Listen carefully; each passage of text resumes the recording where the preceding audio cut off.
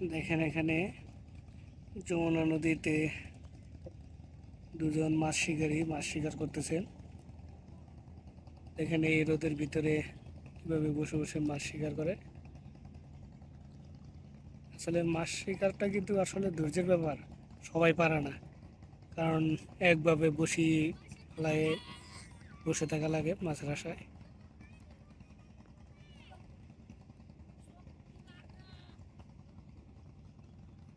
দেখেন অসাধারণ,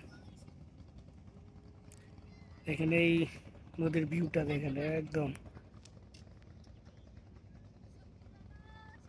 এটা হচ্ছে দুপুর টাইম। দেখেন এখানে নদীতে মালবাহী বোঝাই নৌকাগুলো ট্রলারের এক দিক থেকে আরেক দিকে চলে যাচ্ছে। অসাধারণ এর দৃশ্য।